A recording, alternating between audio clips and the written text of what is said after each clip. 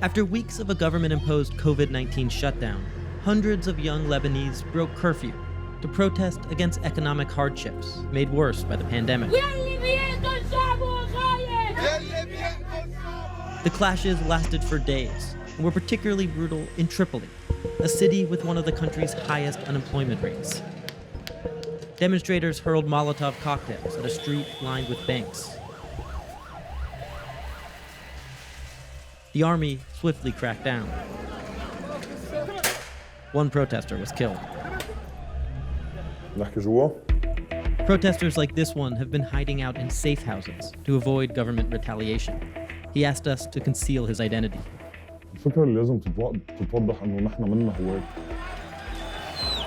دم حريق وتفجير، ما هذا الشيء اللي بنطمح نكون عم نعمله ولا بنطمح نكون موجودين بهيك أماكن وعايشين بهيدا الطريقة وبهيدا نمط الحياة. شفنا أداء السلطة بنفس الليلة، شفنا كيف كانت هاي السلطة عم ترجف وخايفة. Even before the virus's spread, Lebanon was experiencing a financial crisis. The country is now the third most indebted in the world. As its economy crashed last year, hundreds of thousands of people poured into the streets for what protesters dubbed the October Revolution. Scenes like this played out nightly on local TV. اليوم أنا اتغديت رز ما قادر اشتري عنيد لبن يا زلمه ما قادر اشتري عنيد لبن. To keep from running out of cash, banks imposed strict limits on how much money people could withdraw. In some cases, as little as $100 a month. بعرف أحد الأشخاص اللي بده يسحب مصاري ليعمل عملية قلب مفتوح لبيه، وبيه مات على باب المستشفى لأنه هذا النظام رفض يعطيه مصريات وهو تعب وهو. قلنا 8 شهور بنقول لهم إنه يا جماعة بدل الشمع مولوتوف، ما كانوا يسمعوا يعني. The pandemic has only made things worse. Last year, the World Bank predicted that 45% of people in Lebanon would be below the poverty line. But now, the Lebanese government estimates it could be as high as 75%.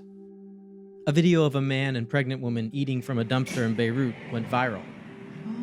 حبلة هنا إليز حبلة المرأة. حبلة؟ إيه. كيف حبلة؟ حبلة تعي شوفي بطنها. الدولة عملت احتكار للمصاري، بقى اخواتي الشرموطة بيحلوا عن سمانا بقى ما بدنا اياهم، بس هن ما عم يفهموا. Linda Borgul is the head chef at a Tripoli soup kitchen that opened during the October uprising. Since the pandemic began, some food staples have doubled in price. مين بياكل لحمة بهالايام؟ كيلو اللحمة 45,000 هذا ببلاش اجى. Borgul and her team cook and distribute meals to around 300 families. بعدين لوين رايحين؟ ما بنعرف. لو هالدولة انتم اللي عم تحسوا بهالمواطن اكيد لا. لأنه لو عم بيحسوا فيه كانوا على القليلة أمنوا له المواد الأولية تبعيته هو. العالم بدها تبيع أولادها يمكن. نوصل لهون. In April, Borgul's kitchen was temporarily shut down by the military after being accused of not practicing social distancing.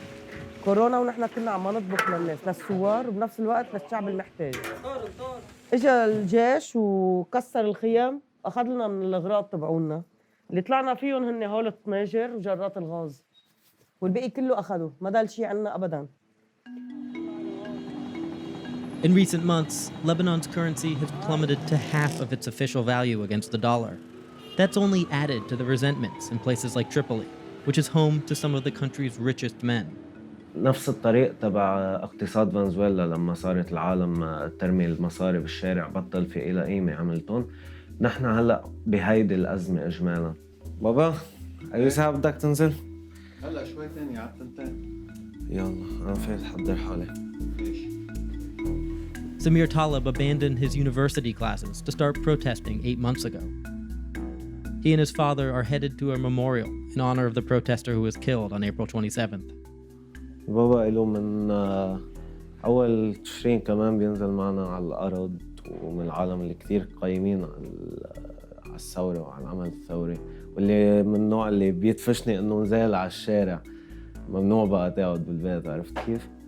هو الاعتماد عليكم انتم هلا نحن بدنا اياكم انتم تغيروا، ونحن العله انه سلمناكم بلد سيء Talib recently spent a night in prison after police stopped him at a checkpoint near one of the protests.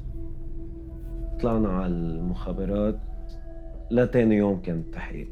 أنا يمكن ما بعرف عشو أيامه إنه ما يضربوني، بس غيري أكل ضرب. يعني أنا سامعهم على الزنزانة لجوا عم ياكلوا ضرب ليورروا، عم بيقولوا لهم بدنا نفقركم شو اسمه صبيعكم. تخيل لوين. But that kind of treatment hasn't stopped people from coming out to the streets any more than the pandemic did. سرقتوا المال العام، حطيتوا المليارات بجيبكم وعم تعملوا لنا خطة كيف بدكم تصلحوا البلد. أي خطة بالعالم للإصلاح بيشرفوا عليها السعران. ما عاد في جو حجر أبداً، لأنه العالم أصلاً عن جد يعني باللاوعي تبعها استغنت عن الحجر، يعني استغنت عن صحتها كرمال معيشتها. إنه يعني هي بدهم يعيش، بدهم ياكلوا، ما في يا يموتوا من جوع يا أما يموتوا من مرض. لا مش ظابطة معه. فإن شاء الله ما يرجع يصير في موجة تانية كورونا. إذا صار في يعني إبادة بشرية.